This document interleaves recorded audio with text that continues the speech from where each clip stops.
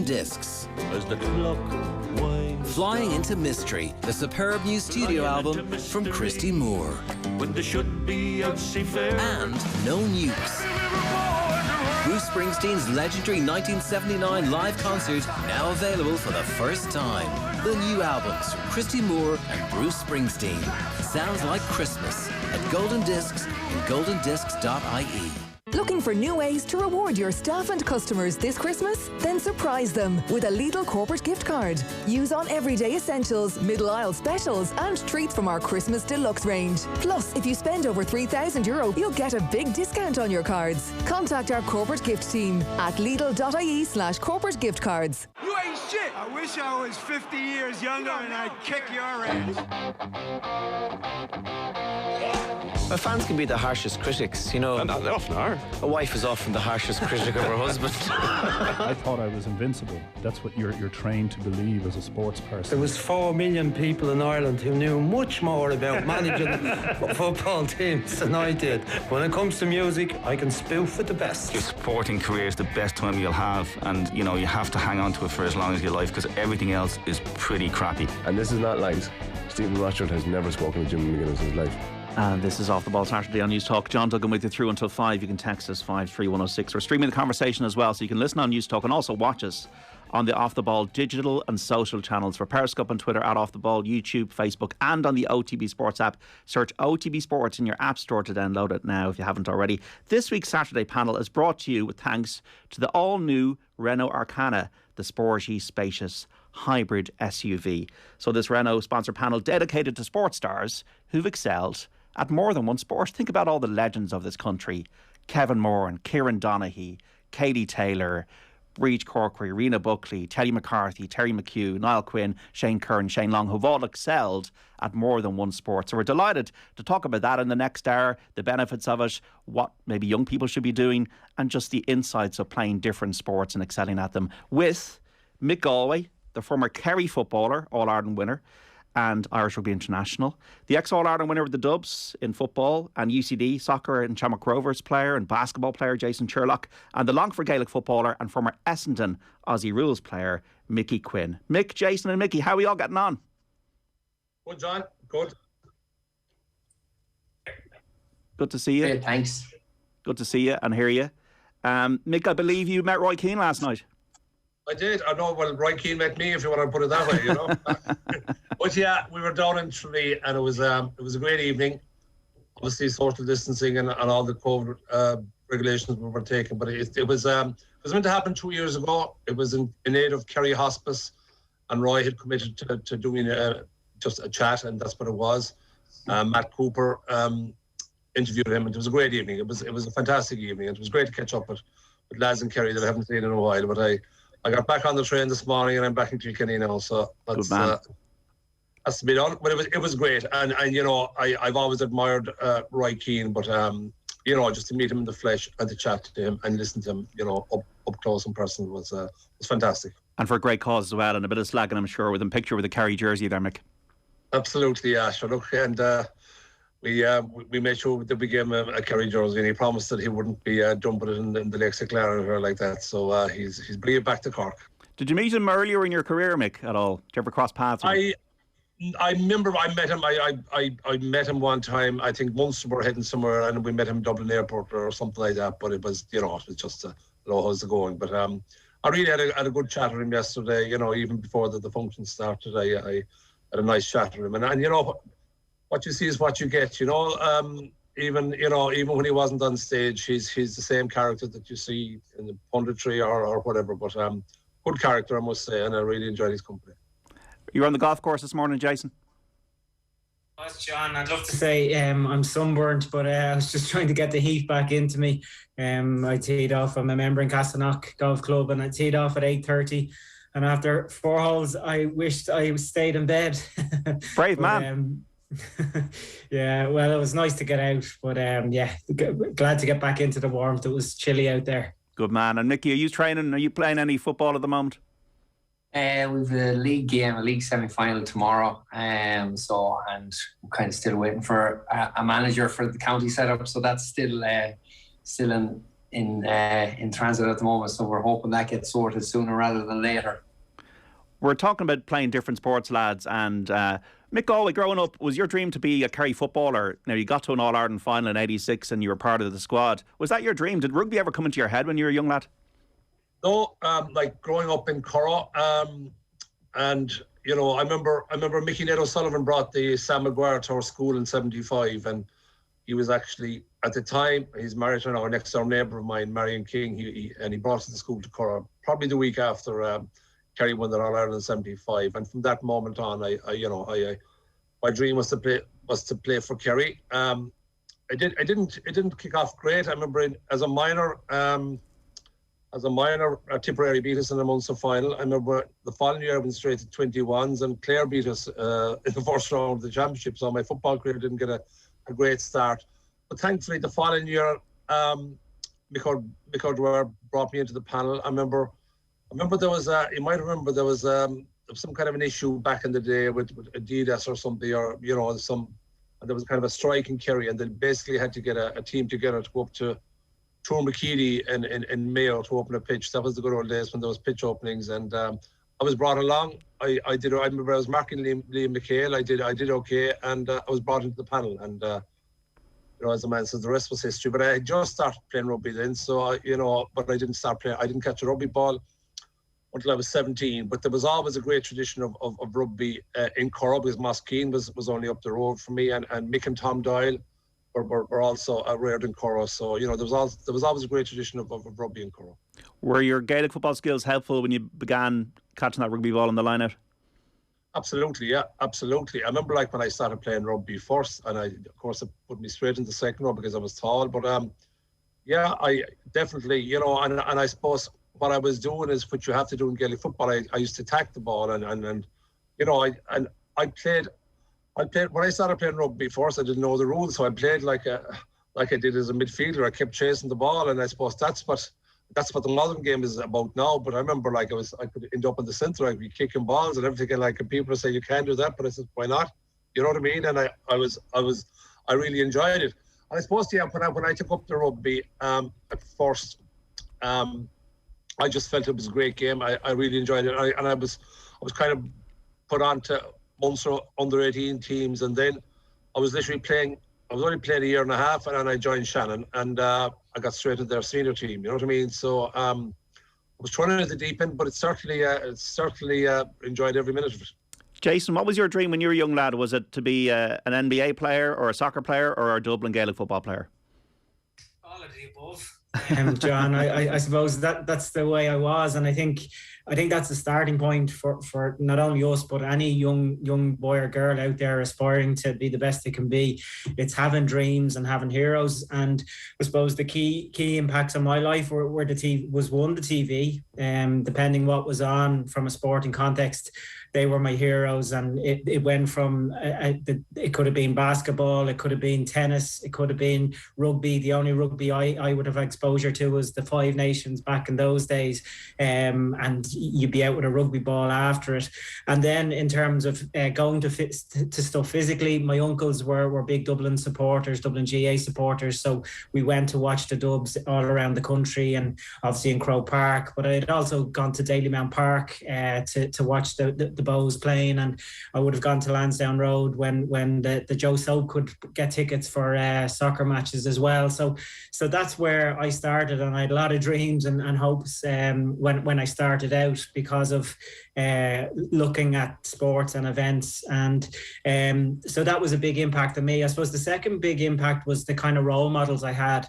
I grew up in Finglas, and I suppose at the time there were a couple of soccer players that had a chance. Pat Fenlon, who would be known now, he was a great player and a great coach. I remember him going over to trials with Chelsea, and all the kids in the area looked up to him. I hung around with a guy called Alan Moore, who played for Ireland and Middlesbrough. And then when I went to school in St. Vincent's Glasnevin, Ken Cunningham was on his way to, I think it was Millwall at the time. Ken, yeah. Was it Wimbledon or Millwall he went to first? He went to Millwall first and then Wimbledon, I think, Kenny. Yeah. That's right.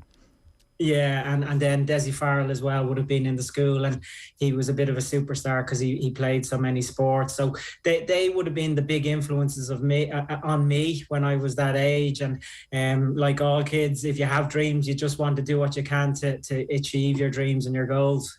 So you're playing basketball, you're playing a bit of soccer as well, Jason, in your teenage years, and then you break onto the Dub scene and you win an All-Ireland at 19. Did all these sports help you in each additional sport, as it were, with your skills, with your concept of space, with coordination? Did they all complement each other? Absolutely, yeah. I think like in Ireland, we're lucky that we kind of have a cross section of so many sports. And I suppose when I look back, I regret that I didn't get a chance to play rugby. I would have loved to play it as a scrum half. I just think that potentially physically I might have had the tools to play scrum half. And even cricket, it was something that I didn't get a chance to play. In a game, you kind of think maybe you could have done well at that game. But certainly being exposed to different sports, I was able to kind of survive, and that's a big part of the challenge in all sports. When you look at how you prepare for sport, you can break it into the technical piece, the tactical piece, the physical piece, and also the psychological, the mindset piece.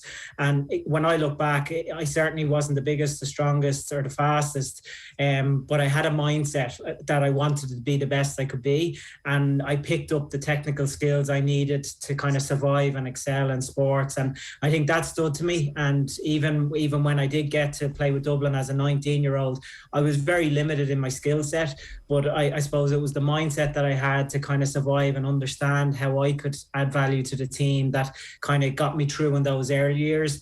And then I suppose when I wanted to master the sport, when I wanted to commit to one sport, then I focused on the technical and tactical sides to be the best I could be as an individual player. And Mickey, now when you were a young lad in your teenage years, you were underage with Bows, I believe, soccer. You're obviously with Gaelic football, and then you got that pathway to Essendon and the Australian Football League. So what was the benefit for you of playing multiple sports and getting your insight into how sports are played differently? Yeah, kind of touching on from what Mick and what Jason's after mentioned there, that you pick up different things from different sports, and that's something probably that you see probably as a coach now and as a player, that the tactical side of things and even the technical side of things really does help. I think with soccer, that footwork can cross over into Gaelic football for the tackling, or even rugby for that matter. And then the tactical side of things are spatial awareness and even angles of passing and that from soccer, triangles, creating those triangles in soccer is something that's been huge. But I probably was always heading down the route of always wanting to play professional sport. The idea of getting up and going training in the morning was something that was just ingrained in me, that I loved that idea. And then when you're home, you come home in the evening, that was your job. And whether that was soccer, tennis, Gaelic football, or whatever way things were going, and ended up heading for Australia, that was something I wanted to do. I played under 15 and under 17 for Bows. And then in my under 17 year, I decided I was heading to college. I was going to be in Dublin. I was going to give the soccer a real shot. And it was my last year minor, and I opted out, and just gradually, bit by bit, I'll just come to the games, just come to the training and try juggle both without telling everyone. And then from that final year, in my minor year, we played Meath in the Leinster semi-final, and Scout was obviously at the game, and I got a 2-week trial down to Australia, and from there I spent 3 years down there. So it kind of, you're heading down one pathway, and it changed very quickly. But the skills that you pick up, not just the physical, but probably the tactical, technical, as Jason has mentioned, from different sports, they just make you a more rounded player or athlete. And then probably the level of coaching that you're getting from different sports too, that you're kind of working with probably some of the best coaches in different areas, that, you know, that transferable skill from one sport to the next is something that a lot of sports have, whether it be soccer, rugby, basketball. There's so many areas that kids can cross over from one to the next. And I think it's now is more important than ever, especially after the lockdown and probably 18 months without playing organised sport, that probably kids' basic fundamental movement skills aren't probably where they were. Ireland, their rates and norms have dropped off massively, and I think in the next 5 or 6 years it's going to tell its tail too. So playing sports and multiple sports is going to be hugely important going forward. So that actual topic there you just touched upon there, Mickey Quinn, Mick Galwey, there could be this argument that Ireland are never going to win a Rugby World Cup, because if you think of New Zealand, rugby is everything there, isn't it, really, mainly? If you look at England for soccer is the main sport. I know they play cricket as well, but mainly it's soccer. I know they play rugby union, but soccer is their religion in England. Are we too small a country, to be devil's advocate about it, to be playing all these multiple sports? And, you know, if we didn't have the GA, for example, would we have an amazing soccer team that can compete at an international level? Would we have an amazing rugby team? Or is it more important for society for kids to have fun playing multiple sports, to develop their, as Mickey said, their skills and their coordination and their different insight, and also to have fun as teammates in different sports? Should we be encouraging as a nation, Mick Galwey, kids to play as many sports as possible? Absolutely, I definitely think so. You know, it's I remember I was growing up, and you know, and we didn't have great facilities, but I played soccer, I played basketball, I played a bit of handball. You know, all these sports helped me. And I must say, I played a lot of basketball, and basketball is a great game. And you know, and it certainly, some of the skills that I would have picked up in basketball, I brought it into rugby, because communication is huge, peripheral vision is important. You know what I mean? And literally defense and what have you. You know what I mean? So all those sports are fantastic. But yes, you know, I would encourage kids to play all sports, try all sports, and then maybe eventually you will find your way. Like as I said earlier, I only came across rugby by chance. I remember I was playing basketball in Killarney, and I was actually training with St. Vincent's senior team, and I was only 17. And I remember I used to have to cycle to Farm 4, and the winter came in, and the boys said, look, we're going down to Castle Island, you know, to rugby. So I said, I'll go along, and I actually played a match the following day. You know what I mean? There was a Munster trial, and I played in it, and the rest was history. But certainly, I would encourage kids to play all sports, and you know, we can still compete. Like, it's great that we beat the All Blacks a few weeks ago. I suppose the real test of any international rugby team is how they get on in the World Cup, and you know, I remember going into the last World Cup, we were ranked number 1. The only ranking that counts is the ranking when you finish at the World Cup. But certainly, you know, look, and I look at all the great players, particularly in GA, maybe down through the years that I've seen, that I've played with, and in both football and hurling. If we didn't have football and hurling, I would imagine that we'd be up there and better than the All Blacks, and probably in the same in soccer, because the amount of people that are playing GA is fantastic, and you know, it's a phenomenal game. I live in Kilkenny here now, and I just love going along to and watching the hurling. All my kids play it, and it's just fantastic. But look, I think there's room for all sports, and bottom line, if I was to give any advice to any kid, just try them all, and you know, look, like, don't commit to something 100% maybe when you're 10 or 11 or 12. You know what I mean? Just keep trying everything, and you will find your sweet spot in the end. Yeah, I think the Gaelic game as being a fabric of our nation is important, and also it being fun for young people to play all different types of sports is also a key thing. Then again, you have, like Jason, soccer academies now, and all these underage leagues, and I can understand what the FA are trying to do. They're trying to develop the skills of players for the future. Where do you stand at the specialisation versus the multiple sports argument, given you played multiple sports? Yeah, well, I suppose my presumptions are based on my experience, and I coached development squads, groups of Dublin underage footballers from under 13 up to minor, and we were very much about engaging their hearts and minds. We wanted to encourage them to really enjoy and love playing GA and love playing for Dublin, but at the same time, we didn't ask them to sacrifice or commit to our team apart from other teams. It was we were there to provide a platform, and if they enjoyed themselves, they come back. But if they went somewhere else and played another sport and had a better time, that was perfectly fine too. And I think I would question about that kind of early specialisation. I wouldn't be quite sure whether that's that has the long-term benefits. And I would be always conscious about what we're trying to achieve, particularly at underage and coaching. Sometimes I think success it seems to be the priority and the focus, where I would always question, should that be the priority? Because ultimately you want these young boys and girls to grow to love their sport and to be dedicated, but also when they finish playing, that they still have a draw to whatever club or affinity they have to give back in some way as a mentor or part of a committee and stuff like that. And I'm kind of always skeptical and worried about the I suppose the burnout, or the players that kind of, when they get to the late teens and early 20s, they're just sick of it, and they finish up playing sport. And unfortunately, and we're good testaments of it, like sport can provide so much on the pitch, but also off the pitch in terms of the community and the people that you meet. So I suppose in that regard, I would prefer if people had the opportunity to enjoy their sport at a young age. And if they love it, and if they have a talent to become better, they'll find their way. The one thing that struck me when I was involved with the Dublin senior football team, it wasn't necessarily the best technical players or the best tactical players that ended up playing for Dublin. It was probably the guys with the best attitude.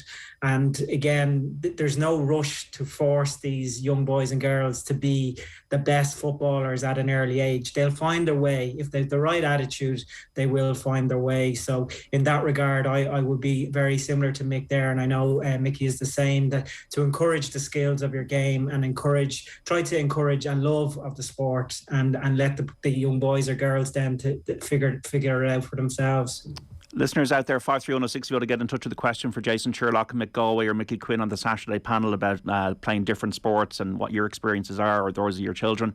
Mickey Quinn, I know you were talking on Twitter about maybe having a calendar for multi-sports. If you want to maybe elaborate on that, please.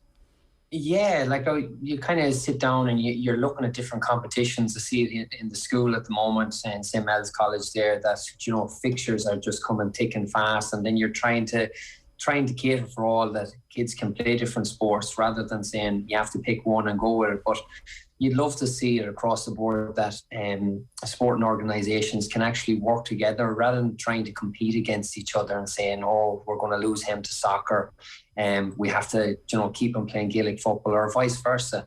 Whereas I think there's still room to try and allow for that if the calendar was broken up into 4 slots, November, December, January is one, that's your winter slot, that maybe for basketball, next one February, March, April for athletics, and then you're into your summer months, and whatever gets that then May, June, July for Gaelic football maybe, and then the last term from September, October, August, September, October, that you're heading into maybe soccer for that last period. And whether that's up until a certain age, up until 16, 17, I think kids shouldn't, at least that age, shouldn't have to choose. And you see the dropout rate from then on, from 17s, 18s, 19s, that there's a huge dropout rate, and probably even lower now, that by giving kids that opportunity to play different sports, they're going to be with their friends. You hope that they're going to find a sport that they enjoy, rather than, right, Gaelic football doesn't suit, I'm not playing it, and then that's it. They're finished playing sport, that haven't experienced any other sports that they enjoy. They associate that sport, or maybe a bad memory that they had with that chosen sport, that they associate every sport with the same standard of coaching or same experiences. So that's something that probably as a PE teacher, and probably from my own experience, that I've realised that the more sports that you take part in, the better it is for probably lifelong learning and staying fit and healthy right up until your older ages, that people can experience those kind of sports, that when they give up team sports, that they have a grow for something else, whether it be cycling, running, swimming, and those individual sports too, that team sports aren't for everyone. And I think that's probably, we jump forward into team sports massively probably in this country, and probably a lot of that is down to probably basic fundamental movement skills. I find that if you don't have them, if you're trying to take part in a team sport, you're not going to enjoy if a ball is thrown to you and you can't catch it and no one passes you the ball. So, it's an area that I'm fairly passionate about, and you're probably all hands on deck when you see it coming through schools, that it's something that really needs work. Okay, thanks so much, Mickey Quinn, for the moment. Mick Galwey and Jason Sherlock on the Saturday panel on sporting careers in more than one sport. We're going to have more after the news. You can text us on 53106. Just to let you know, folks, Arsenal lead Newcastle by 1-0 in the Premier League. Bukayo Saka with the goal. We're back after the news. Stay with us. The Saturday panel on Off the Ball. It's not too late. The Black Friday sale continues at Harvey Norman, with up to 50% off handmade sofas, gaming desks from as little as €99, up to 50% off dining furniture. Plus, get 20% off all full-price rugs, with a huge range in stock, ready for quick delivery. Now's the time to buy, but hurry. The Harvey Norman Black Friday sale must end soon. Don't miss out. For businesses, it's time to make up time. At Volkswagen Commercial Vehicles, we're ready. With HP finance from 3.9% for those who see opportunity, purchase contributions of up to €3,500 for those who make it happen. And for those who give complete focus, service plans from $9.99 per month. Test drive the Caddy Cargo, Transporter and Crafter at your local Volkswagen Commercial Vehicles dealer or visit volkswagenvans.ie. For those who build tomorrow, the time is now. Finance provided by way of hire purchase agreement from Volkswagen Financial Services Ireland and subject to lending criteria. Terms and conditions apply. It's been a mad year, but every year deserves a Christmas. And at Dunnes Stores, we know Santa is still on his way. So break out Mum's signature stuffing recipe. Get some turkey carving tips from Dad. And deck the whole family out in matching festive PJs. Yes, the whole family. This year needs Christmas like never before. Make it magical with Dunnes Stores. Dunnes Stores. Make Christmas for everyone. Visit dunnesstores.com. InsureMyCars.ie. Don't cut corners on your car insurance. Get a better quote at InsureMyCars.ie, Ireland's trusted car insurance specialists. We search the market to get you the best cover at the lowest prices. InsureMyCars.ie. City Financial Marketing Group Limited, trading as InsureMyCars.ie, is regulated by the Central Bank of Ireland. It's easy to get caught up in the hustle and shopping bustle of Black Friday. But how good is it for our planet? Now you can turn Black Friday into Bring Back Friday with trade-in deals from Vodafone. You'll get up to €200 off loads of brand new phones when you join Vodafone Bill Pay as a new customer across all the brands you love. Plus, get extra savings when you trade in your old phone and switch or upgrade to an unlimited bill pay plan. To find out how it works, pop in store or visit Vodafone.ie. Vodafone, together we can. Subject to eligibility and 24-month contract. Offer ends 4th January 2022. For full terms, see vodafone.ie/terms. Our daughter Murren was only with us for 5.5 years, but she lives on in our hearts every single day. The amazing team at Laura Lynn, Ireland's only children's hospice, filled our time together with light and laughter. They gave us space to talk about our fears, and they helped us to say goodbye. This Christmas, other families need the same vital support. Please donate today at lauralynn.ie. Thank you and happy Christmas. Whatever your age or lifestyle, Vitabiotics vitamin range helps you be at your best with easy and effective nutritional support. From well man and well woman to well baby and well kid, there's a vitamin for everyone that will help boost the immune system. Vitabiotics vitamin range, available from your local pharmacy or online. Vitabiotics, the science of healthy living.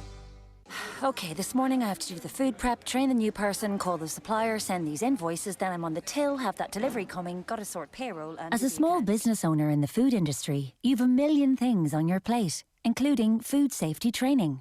With Safe Food for Business's free online course, your staff can learn the skills anywhere, anytime, by completing our series of short modules. Food safety training. We can help take it off your plate. Sign up today at safefoodforbusiness.com. This Christmas, give the gift of books from Eason, with the best of fiction, including John Banville's gripping April in Spain, Dinner Party by Sarah Gilmartin, Jeffrey Archer's Over My Dead Body, Leanne Moriarty's riveting Apples Never Fall, and Colin Tobin's dazzling epic The Magician. That's Christmas gifts bringing us together again at Eason, in-store and online. This weekend on News Talk, we're asking you to support the Irish Cancer Society's Christmas shop to help provide vital services to patients and their loved ones. Make a difference. Please visit cancer.ie/Christmas. Weekdays from 8 a.m. Tune in to win big. News Talk's Cash Machine. On 106 to 108 FM, on the News Talk app, powered by Go Loud and smart speakers. This is News Talk. It's 2 o'clock. Good afternoon. I'm Adrian Kennedy.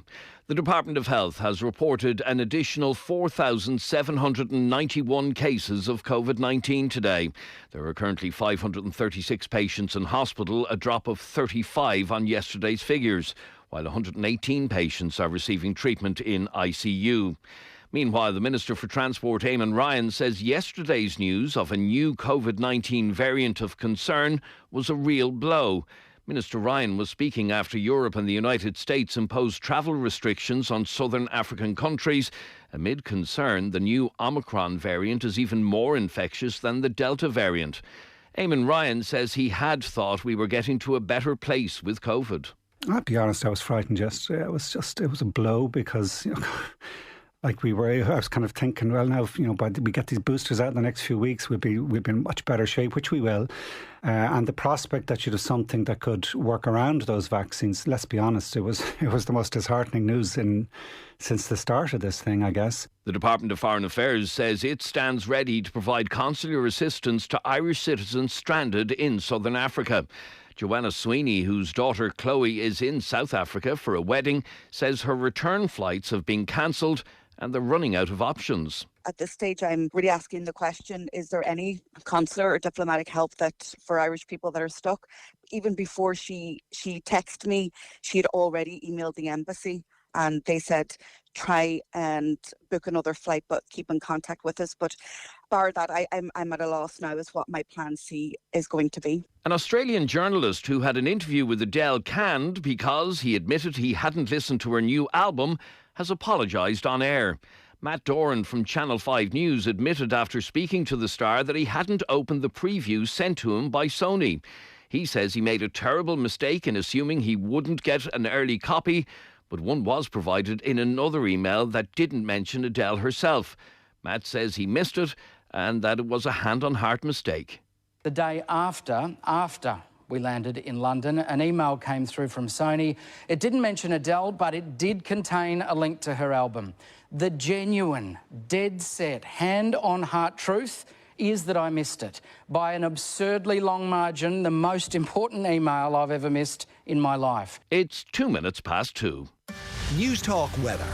Thanks to Ryanair. Plan your ski trip to Italy, France and Bulgaria at unbeatable prices. Windy and cold conditions will continue throughout the afternoon. There will be showers scattered in Connacht and Ulster and isolated elsewhere. Highest temperatures between 4 and 6 degrees. And now you're up to date on News Talk. Off the ball. This is News Talk. And you're welcome back to Off the Ball Saturday here on News Talk. John Duggan with you through until 5. Arsenal 2, Newcastle 0 now in the Premier League. You can text us 53106 and tweet us at Off the Ball. This week's Saturday panel brought to you with thanks to the new all-Renault Arcana, the sporty, spacious hybrid SUV. We're chatting to Jason Sherlock, Mick Galwey and Mickey Quinn about what it's like to excel at more than one sport. You can listen on News Talk, watch us as well on the digital and social channels for Periscope and Twitter at Off the Ball, YouTube, Facebook and on the OTB Sports app. Great reaction to the panel, as you'd expect such great stars to have with us today. 53106, here's the flavour of some of the texts. Have to agree with Jason's point on teens getting sick of their sport. I played at a decent level of GA, Dublin underage and schoolboy A soccer from about 11. Then I reached 16 or 17. I had enough. I was done. 5 nights training, matches Saturday and Sunday. I'm 42 now. Still a massive regret I didn't keep going. Never lost a touch though, says Johnny in Blanchard's 10. Team sports in particular pose a dilemma when there's a competitive element, but not all children will be capable of this. Swimming, cycling, karate and other apparently individual sports have much to offer those who just want to train but don't feel the burning desire to win, says Brendan at Waterford. Jason's point about the personality and attitude being important is 100%. It takes a strong personality to rebel against the only one sport attitude of clubs and coaches who are all about winning, says one of our texters. Another one, I've got 5 kids playing 3 to 4 sports each of the past 10 years. All the research shows this is the best way to develop athletically, but it's extremely hard. Lip service, paid to it, but ultimately coaches aren't happy and feel not committed. Still doing it at 16, 17. Joint thinking is needed to support families. And I coach multi-sports. My kids play multi-sports. When the relationship between coaches is good, it works. When there's no real relationship, it doesn't. Kids can either be very lucky or unlucky, as it usually is an individual thing rather than a link between clubs. Very difficult when some coaches cannot see the bigger picture. All 3 of you folks, you had really good success in your teenage years, early in life, Mick Galwey. Did being in that Kerry dressing room with all those winners really give you a mindset advantage when you took that to your professional career in rugby, where I was in a winning dressing room at an early age? Yeah, absolutely. You know, and I felt I was very lucky at the time to be with some great players. They were my heroes. You know, you can rattle off the names: Paddy Shea, Pat Spillane, Ogie Moore, Mikey Sheehy, you know, the Bomber, Joe Power, Shawnee Walsh, Jacko. You just go on and on. Charlie Nelligan, like it's Shawnee, like they were just phenomenal players. And I would have learned an awful lot from them, each and every one of them, because they had a great winning mentality. And of course, that winning mentality came from Mick O'Dwyer. You know, I thought Micko was ahead of his time as a coach, because I remember the training. You know, you could get the players to peak at the right time. And of course, back then, September was when you had to peak. I remember being involved with the squad, and the training wasn't too tough before the Munster final against Cork, and but it really stepped up then. It really stepped up. You know, there was laps, but that was just building endurance. And then there was, as we used to call them, wire to wires. That was just like doing intervals, you know what I mean? And then just getting just the sharp stuff coming up to, I suppose, you know, I remember like we obviously played Meath in the semi-final and Tyrone a couple of weeks later. But certainly what I loved about the whole thing was I learned so much, and what those lads, they just brought it to a new level when they had to, and then the winning mentality, the never say die attitude was certainly something that I brought on to I suppose to Munster. You know, and I was very lucky as well. As of course, I was involved with Shannon, which we had a great team as well. You know, like I was playing with players like Ginger McLaughlin and Colm Tucker. You know, these were legendary players, and there I was playing with them. But certainly I learned an awful lot when I was younger, and certainly, you know, as Jason said earlier, you know, it's you just have to bring a different skill set to and different, I suppose, temperaments to different sports. But certainly you have to be mentally strong. You have to be, you know, you have to believe in yourself. You have to believe you're a winner. You know, in I suppose in professional rugby, again, I was a second one. I was only 6'4", you know what I mean? A lot of the lads I was playing against could be maybe 6'9" and 6'8". So, you know, I had to adapt in that. And I was lucky enough, I suppose, I had John Hayes lifting me as well, and that certainly helped. But you know, you learn so much, and particularly, you know, I had played 10 years with Munster, for example, and then the game went professional. You know, so I got another 7 years out of that. As it happened, I got 7 one-year contracts. You know, if they'd given me a 3-year contract, maybe first day out, I might have only lasted 3 years, but I was playing for my job, and it was, from that point of view, it was fantastic. But the first day that I started playing sports to the last day, whatever, competitive, you always learn something new about yourself, and you always learn something. So that's the great thing I think about all sports. You will never you'll never know enough. Like I remember, I was probably playing the best rugby of my life, and you know yourself, when I was probably in my mid-20s, and I wasn't getting on the Irish team at the time, and you know, I captained Ireland when I was 35, you know, so it's something that, and I wasn't as good a player then, but I suppose I knew more about the game, and I certainly knew more about myself, and you know, it's like the old cliche, you know, you just learn so much, and sometimes you can be exerting energy, and it could be going in the wrong directions. You just get cuter as you get older, and that's certainly something that I picked up. Mickey Quinn, what was that first day like playing in the Aussie Rules League with Essendon? Yeah, it was probably just head down, pure naivety, really, and get in the plane and head half around the world to another country to play a sport that you've never really seen played properly. And kind of, I remember being interviewed afterwards in the dressing room, and kind of camera stuck in your face. I was like, "What's going on here?" And then the next day, it was a choir boy heading him that he kind of just out of my depth, but that's the thing with youth, that you just get on with it, and that naivety was probably what got me there and kept me there for the first couple of years. And probably I found as the time went on, I probably got very caught up in structures and formations and tactics and percentages, and being probably too worried about making mistakes. And that was something probably that I've learned from the different sports, and you see it with kids now, that not having that fear of making a mistake. And you know, the best games I played in AFL were when I played off the cuff. Everything that I learned playing Gaelic football, I was playing as if I was still playing Gaelic football, and give and go, stay in the move, and throwing jinks and shimmies and things like that. And they're not expecting those kind of things out there. Whereas if you kind of probably fall into the trap of playing to structures and tactics and formations, you kind of lose that little bit of an edge that you may have had. And, you know, I always look back in that first game as, you know, it was just as if nothing really happened, or I just got on with it. And it was more so probably the aftermath, the day after, where you kind of, you're getting interviewed, and, you know, that was probably the quickest debut by an Irish guy. And it was kind of, Marty Clark was there at the time, Kevin Dias. Marty had the record for the quickest debut, but I think it was probably the caliber of coaching that was there at the moment, or at the time when I was there, that there was an Alan Richardson who had worked with Marty Clark, and Matthew Knight was manager, and probably put his trust in me to give me a go. And that's something that I'll be forever grateful for. But it kind of leads into the coaching side of things now, that you have to kind of give kids an opportunity to learn and make mistakes, and that's what they learn from, I think. And sport will probably give that resilience to make mistakes and learn from them, whereas there's probably not as much of that if you're not involved in sport. And when you came back to Longford then, Mickey, was it a case of, listen lads, no, these are the kind of things I can give you an insight about, that we were maybe not doing the right way, that I can give you this window, that this is what professional sport can do and can bring, and these are some practices we could bring into the Longford fold? Is that how it worked, or did it transfer that way?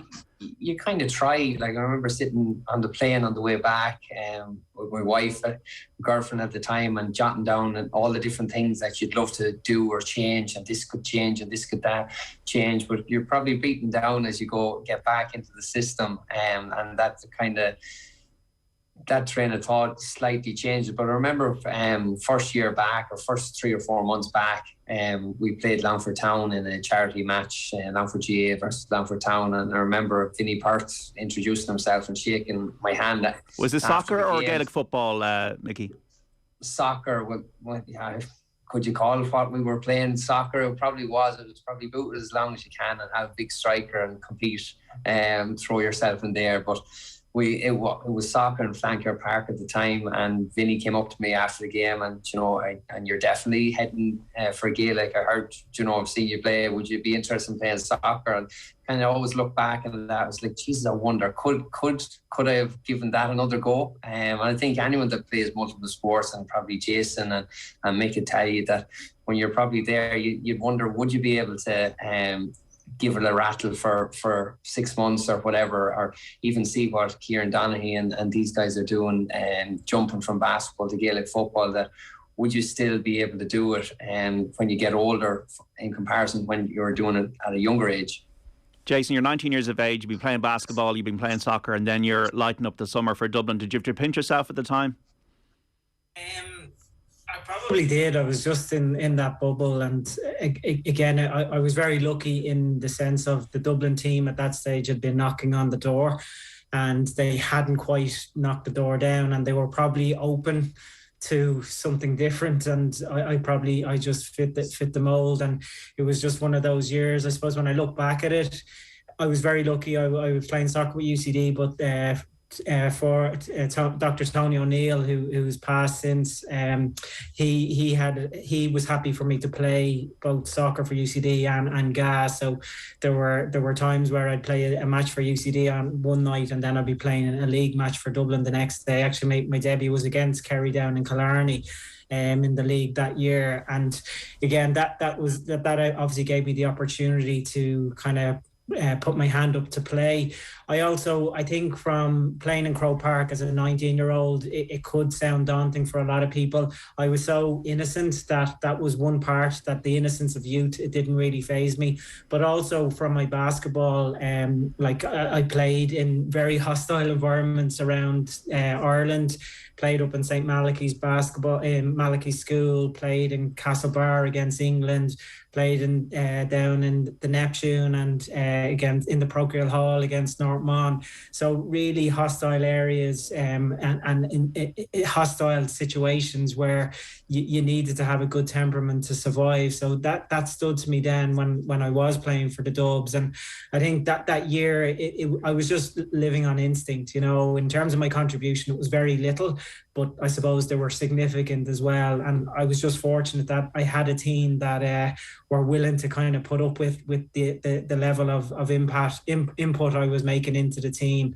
And I think I loved the crowd. I reveled in that. I really enjoyed that, having the buzz of the occasion.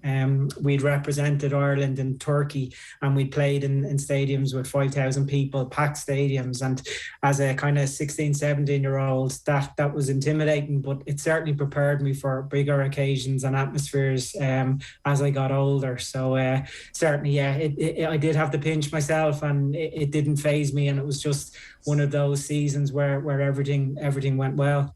And then a couple of decades later, Jason, you're part of a 5-in-a-row Dublin winning coaching setup with Jim Gavin. I'm just fascinated to know how much basketball experience went into your coaching when you were involved with the Dubs. Now you've left now, you might be able to talk about it a bit more. Yeah, well, I think as former players and athletes, we will, as coaches, then we will look back at our own perspective and our own experiences. And Mick obviously mentioned it already about the impact basketball had on his sport. And certainly it was the same for me. I think whatever about the skills of the game, I think tactically, because the game is obviously 5-on-5, you do understand what every player is doing on the court. And I remember in the GAA context, we had a session with the former great John Morrison. He was a great coach. And I remember we were playing a match and we scored a goal, and he stopped it and he said, well, why did you score that? And people were kind of scratching their heads going, well, such and such just put it in the back of the net. And he said, no, but why did he score? Well, someone passed him the ball, and how did that person get the ball? And it was the first time it dawned on me about actually thinking about why something happened. And that was something in a GAA context. That was something I was very familiar with from a basketball context. So to your point then, John, in terms of my own coaching, I certainly felt that if you could have a GAA team where number 1 knew what number 15 was doing or thinking. Now it can be hard because the pitch obviously is so big, but certainly that was in the back of my mind in terms of how we approach the game from a coaching perspective. And again, we were just very lucky. We were dealing with some highly intelligent guys that were humble enough to listen to some fella that used to play as well. So yeah, it was a great environment, a great learning environment where they were open and willing to get better. And I suppose as coaches, all we had to do was try to kind of point their nose to areas or situations where they could improve. And certainly I think basketball has done that. I think offensively, in terms of structure, you look at like the way the defenses had been setting up, and I think we take great pride in the way we looked at breaking down kind of set defenses. But the other two big areas now are the kickouts for and kickouts against. To me, that's the most exciting part of GAA now. You see teams now, whether they're going to sit back or whether they're going to press up. And again, that's something that's very familiar in basketball. And you can see now that the teams teams, and it creates great energy. I'm sure as a player, and Mickey, you're still there. Like it creates great energy when you know you're going on the attack and you're going to try and win the turnover, and then when you get the turnover, you're on the attack straight away. So yeah. But like all sports, I think there's all these little nuggets that you can take from any sport, and certainly I think basketball has a lot of synergy towards our Gaelic games. Was there specific plays in All-Ireland finals in close moments or goals or points that you kind of smiled to yourself when it all came off, Jason? Like that kind of link between basketball and any examples you give us? I wouldn't give specific examples, but I think that's the skill of any team, that you're all on the same page. And again, rugby is such a structured game, and I'm sure if you go back to the All Blacks match, I'm sure there was a lot of satisfied coaches and players knowing that they were set plays that worked. And I suppose there were elements of it like that where if there was a situation, we were prepared for it. So there were certainly a couple ones that I'd like to think over the years. And I'm sure Mick, as a Kerry man, he might remember the throw in 2019. So that was interesting how it played out. And again, it was very satisfying to see guys kind of think about a situation and, okay, it wasn't the way it was meant to be executed. Is this Owen Merchant, Jason? It might have been, yeah. It might have been. I didn't want to mention it in front of Mick, but very good. But yeah, like obviously Owen, the way he went. But if you looked at what the six forwards did, you might get a sense of the game intelligence and the selflessness they had as a team. Yeah, very good. Mick Galwey, when I'm looking at the All Blacks game there recently, and Brian O'Driscoll's called it the complete performance, where he played over 140 times in tests, you must be excited. And it's almost like with Paul O'Connell and Mike Cash, they're now revealing what they've been working on for the last couple of years, and that's quite thrilling, really, to feel that way now about an Irish rugby team going into Six Nations. Absolutely, I went to all three matches. Japan match first, and then I was thinking, or Japan up to it. You know what I mean? I just felt it wasn't a great test before we played the All Blacks, but certainly I knew after the All Blacks game and even again last weekend against Argentina that the Irish rugby has gone to a new level. You know what I mean? And sometimes you need to be careful when you're saying that, because history will tell us that we've always peaked too early, probably 2 years before the Rugby World Cup. But I think there's something different in this team. And yes, you can see like Paul O'Connell is written all over that. You know what I mean? And particularly the forwards, like I see how he's obviously done the lineouts and stuff, but each and every one of those players, they all know what they're doing. You know, the game of rugby has evolved so much. When I started playing rugby, there were certain players on the team that maybe never touched the ball in the whole game, and that could end up being man of the match. You know what I mean? But like now, it's just a complete game. You know, and I think it's a fantastic game, and the way Ireland are playing at the moment, when the ball is live, there's no number on your back. You see backs, you see the forwards out the backs, you see the forwards pop you up in the wing. You know, you see props, like, and particularly, I suppose, this Irish team. Porter, Kelleher, and Tyke Furlong. Like the way that those three players are front row players, the amount of tackles they're putting in, the amount of ball carries they're making, the amount of just the energy out of those three alone is huge. I remember I was playing rugby back in the day.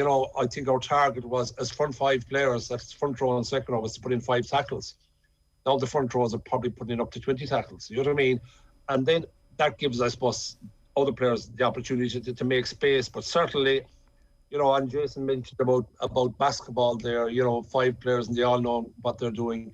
I think that's where rugby is at the moment. I think, the prop needs to know what the fullback is doing. And as I said, when the ball is out around the pitch, there's no number in your back. You just carry on and play the game and play the set moves. And it's certainly a very exciting game now, and it's a very exciting team. I just hope that we can keep it going.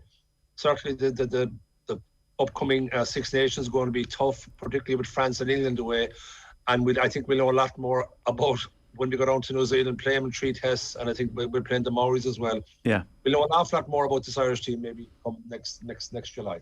53106 for your text. Mick Galwey, Jason Sherlock and Mickey Quinn on playing more than one sport. It's Arsenal 2, Newcastle 0 in the closing stages of the Premier League. A text in here, we need to direct the early learning and sport fundamentals through schools as a subject. It needs investment. We should be identifying where young children fit into the talent and skills pool. Ireland could have amazing Olympic athletes if we structured our teaching of all the fundamental learning strands, says Brendan.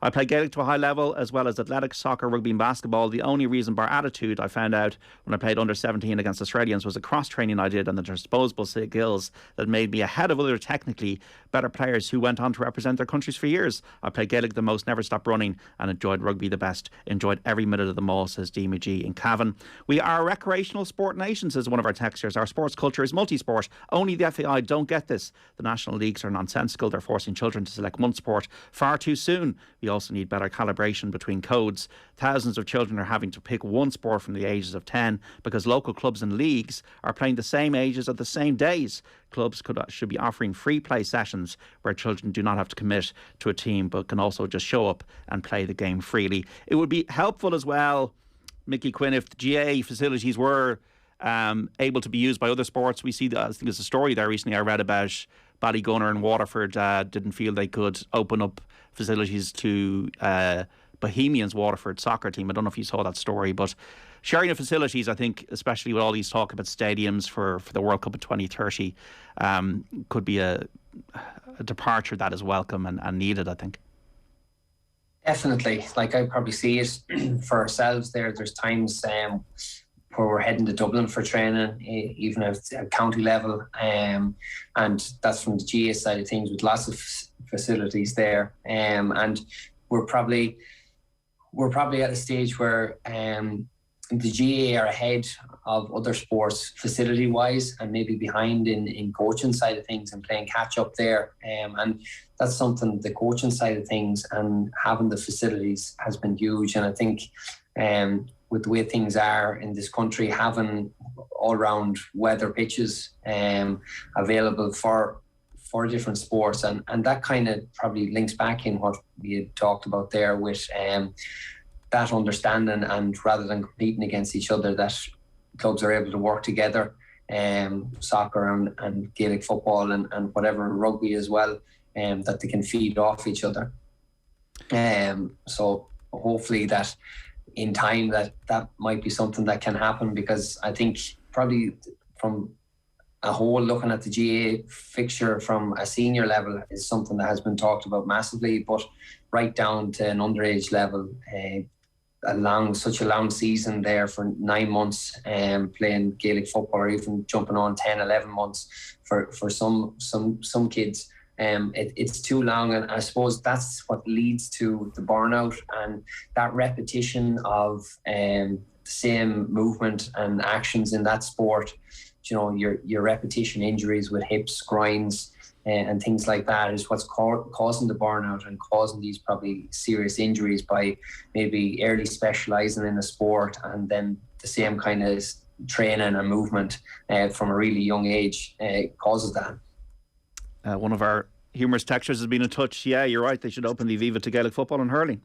And hey lads, I've got a son who seems to have a flair for all sport, was in GA development squads until told he had to give priority to GA to progress at under 14 level. Now playing soccer at League of Ireland Academy level and just plays GA club level. A lot of coaches have got the wrong mentality, which leads to a loss of young athletes, says Paul on 53106. This is the balancing act, isn't it, between our culture of winning versus development of skills in different sports, and the almost the conflict between the two.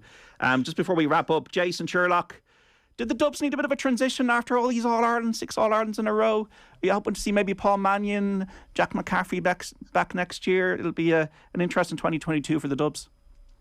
Yeah, it will. I think, I suppose from a Dublin perspective, it's not where we'd like to be, but we are where we are. And even when I finished up, I always felt that there was another opportunity for growth when those guys faced a bit of a challenge, and obviously they've had that adversity with the year that they've had.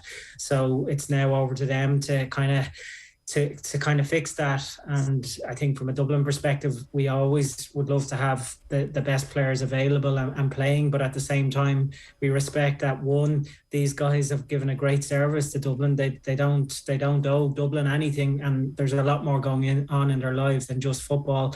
And secondly, we just want to see the best team that Dublin can put out and perform as well as they can. So yeah, it'll be. I think it's not ideal that they didn't have the success that they might have liked, but certainly it'll be interesting to see how they respond from last year.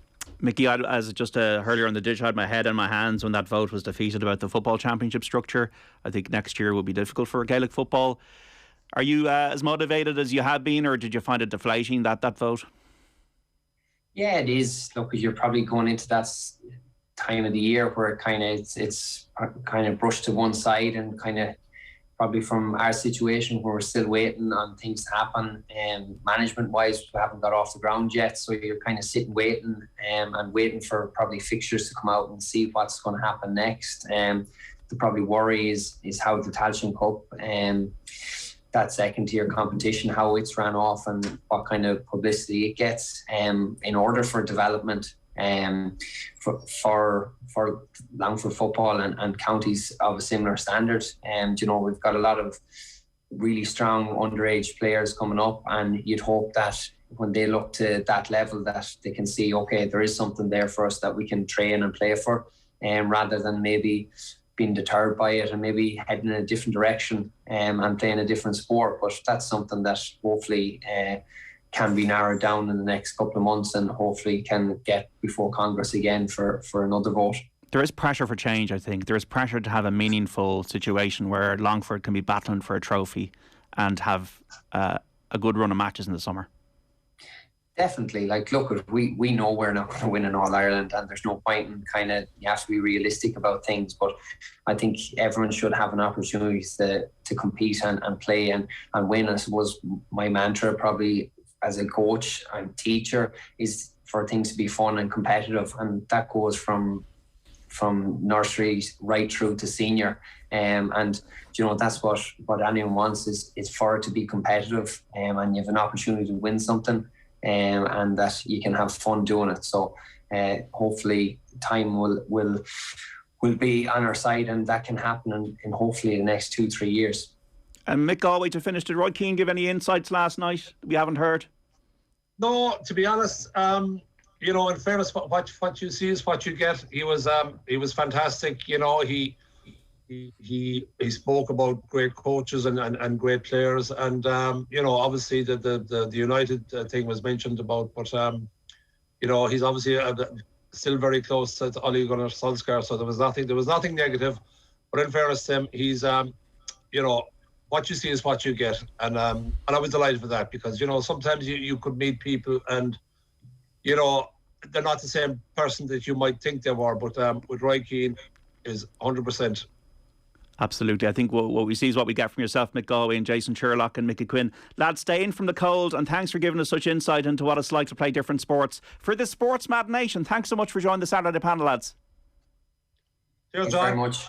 See you, Mickey. Jason. All the best. Okay, that's the panel this week, with thanks to Renault. And Off the Ball Saturday on News Talk is back after this. Just to let you know, Arsenal have beaten Newcastle by 2-0 in the Premier League. Off the Ball on News Talk. Screen Time. This week on Screen Time, I talked to Australian actor Cody Smith-McPhee on the power of the dog, Oscar talk, and working with Eddie Murphy. We travel to the moon with director Tygo Sullivan's new documentary, all about, well, the moon and our love and reverence for it. And TV presenter Mary Kennedy chats to me about her favourite movie. Plus, your chance to win tickets to a special screening of Benedict Cumberbatch's next movie, The Electrical Life of Louis Wayne. Screen Time with John Fardy. Listen and subscribe to the podcast now, or tune in this evening from 6. Try the latest cordless vacuum cleaner technology from Bosch. Our premium model includes a quick changer and 2 exchangeable battery packs to ensure that you never run out of power. Now with a full 90-day money-back guarantee. For more information, go online to powercity.ie or call in store today. It's time to turn Black Friday on its head, because Virgin Media